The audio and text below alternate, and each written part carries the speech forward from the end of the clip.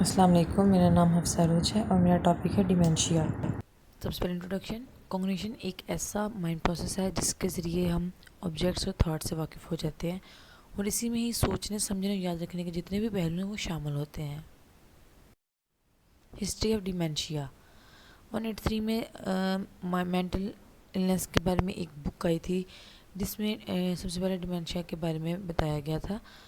1894 में doctor Alice Alzheimer, जो कि एक जर्मन न्यूरोपैथोलॉजिस्ट हैं, और इनका ख़ास तौर पे इंटरेस्ट जो था वो नर्वस डिसऑर्डर्स पे था। उन्होंने ब्रेन में इसकी वजह से होने वाली जितनी भी चेंजेस थी, जो कि वेस्कुलर डिजीज़ यानी कि जिसे आजकल वेस्कुलर डिमेंशिया के नाम से जाना जाता है, उसके बारे में बताया था। डिमेंशिया, अगर मैं डिमेंशिया के बारे में बताऊं तो डिमेंशिया एक ऐसी कंडीशन है जिसमें किसी भी फ़र्द की याददाश्त, सोचने समझने की सलाहियत और रोज़मर्रा के कामों को अंजाम देने की सलाहियत ख़राब होती है या इसमें किसी किस्म की प्रॉब्लम आ जाती है। दुनिया में तकरीबन 50 मिलियन अफराद ऐसे हैं जो कि डिमेंशिया से मुब्तला होते हैं और हर साल 10 मिलियन से ज़्यादा नए केस जो हैं उनकी तशख़ीस होती है।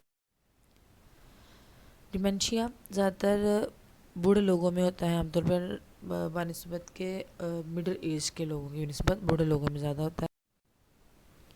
एटियोलॉजी, ब्रेन के मुख्तलिफ रीजन्स और न्यूरॉन जिनमें नुमाया तौर पर नुकसान पहुँचता है उनमें से जो पार्ट्स हैं वो हैं याददाश्त के और ऐसे पार्ट्स जिनसे हम लोग हायर मेंटली फंक्शनिंग जो है वो करवाते हैं, होती है जिनसे। न्यूरोफाइब्रिली एंगल्स ऐसे ट्विस्टेड नर्व सेल्स हैं जो कि माइक्रोट्यूब्यूल्स की जो रिमेनिंग डैमेज जिसे होते हैं उनको कहते हैं। एनवायरमेंटल फैक्टर्स, माहौलियाती जो अवामल हैं वो काफ़ी ज़्यादा असरअंदाज होते हैं इस पर, जैसे कि इन्फेक्शन हो, धाती और कई टॉक्सिन्स वगैरह। ब्रेन में धात के आयनों की जो ज़्यादा से ज़्यादा मकदार होती है, जैसे कि जिंक और तांबे का होना, untreatable and irreversible cause of dementia. Degenerating disorder the central nervous system और अल्जाइमर डिजीज़। अल्जाइमर डिजीज़ जो है वो एक बहुत ही कॉमन टाइप कह सकते हैं आप लोग के डिमेंशिया की कॉमन टाइप है। पिक्स डिजीज़, पिक्स एक किस्म है जो कि सिमिलर होती है डिमेंशिया और अल्जाइमर के, लेकिन ये दिमाग के उन हिस्सों को अफेक्ट करती है जो कि इमोशंस, बिहेवियर, पर्सनैलिटी और लैंग्वेज को कंट्रोल करते हैं। हंटिंगटन कोरिया, ये ज़्यादातर इनहेरिटेड बीमारी होती है जो कि मूड, मेंटल एबिलिटीज़ और बॉडी में लैक ऑफ कोऑर्डिनेशन पैदा करती है। और है पार्किंसंस डिजीज़, ये एक ऐसी कह सकते हैं ब्रेन की इलनेस है जिसकी वजह से शेकिंग, स्टिफनेस, चलने में मुश्किल होना और कोऑर्डिनेशन में मुश्किल होती है। और जैसे जैसे ये बीमारी बढ़ती है वैसे ही लोगों में बोलने चलने की जो मुश्किलात है वो पेश आना शुरू हो जाती हैं। टाइप्स ऑफ डिमेंशिया, सबसे पहले टाइप है कॉर्टिकल डिमेंशिया। जो कॉर्टिकल डिमेंशिया वो ब्रेन के प्राइमरी हिस्से को जो है वो इफ़ेक्ट करती है, यानी कि जो ब्रेन का कॉर्टेक्स और आउटर लेयर होती है उनको वो डैमेज करती है। और इसकी वजह से जो प्रॉब्लम्स आती हैं वो मेमोरी में, लैंग्वेज, थिंकिंग और सोशल बिहेवियर में प्रॉब्लम आती हैं। सब कॉर्टिकल डिमेंशिया जो है वो इफ़ेक्ट करती है ब्रेन के जो ऐसे पार्ट्स को जो कि बिलो द कॉर्टेक्स होते हैं। और सब कॉर्टिकल जो डिमेंशिया है वो कुछ चेंजेस पैदा करती है जो कि इमोशंस में, मूवमेंट में, और ज़्यादा जो प्रॉब्लम जो होती है वो मेमोरी के साथ होती है। प्राइमरी डिमेंशिया, जो प्राइमरी डिमेंशिया है वो अल्जाइमर डिजीज़ की तरह ही है और ये किसी भी और बीमारी की वजह से ये वजूद में नहीं आती। सेकेंडरी डिमेंशिया में ये फ़िज़िकल डिजीज़ या फिर किसी इंजरी की वजह से सेकेंडरी डिमेंशिया जो है वो इफ़ेक्ट करता है। स्टेजेस ऑफ डिमेंशिया, इसकी 3 स्टेजेस बताई गई हैं डिमेंशिया की: माइल्ड, मॉडरेट और सीवियर। माइल्ड में सबसे पहले लॉस ऑफ मेमोरी होगी, लैंग्वेज डिफ़िकल्टी, मूड स्विंग्स होंगे। मॉडरेट में जितनी भी नई इंफॉर्मेशन है उसको रिटेन करने की जो एबिलिटी है वो कम होना शुरू हो जाएगी, बिहेवियरल इशू होंगे, पर्सनैलिटी चेंजेस आएंगी। और लॉन्ग टर्म जो मेमोरी है, लॉन्ग टर्म मेमोरी लॉस जो है वो इसके बायस बनेगा। स्वेयर, गेट एंड मोटर डिस्टर्बेंस होगी। बेड रिडन का मतलब है कि एज के लिहाज से ऐसी बीमारी जो कि बेड से उठने के लिए लाचार कर दे इंसान को। और रोज़मर्रा के जितने भी कामकाज हैं वो परफॉर्म करने की एबिलिटी जो है वो कम होती जाएगी। Warning science of dementia, memory का लॉस होना, अपनी एब्स्ट्रैक्ट थिंकिंग में प्रॉब्लम होना, चीज़ों का मिसप्लेसिंग होना, लैंग्वेज में प्रॉब्लम, डिस्टॉर्शन, टाइम और प्लेस में डिस्टॉर्शन होना। क्लिनिकल फीचर्स में पर्सनैलिटी चेंजेस में ये है कि जितनी भी रोज़मर्रा की एक्टिविटीज़ हैं उनमें से इंटरेस्ट जो है वो कम होता जाएगा, बहुत जल्दी मेंटली तौर पे थकावट हो जाएगी, सेल्फ सेंटर्ड हो जाएगा इंसान, और अपनी जितनी भी सेल्फ केयर है वो कम होती जाएगी।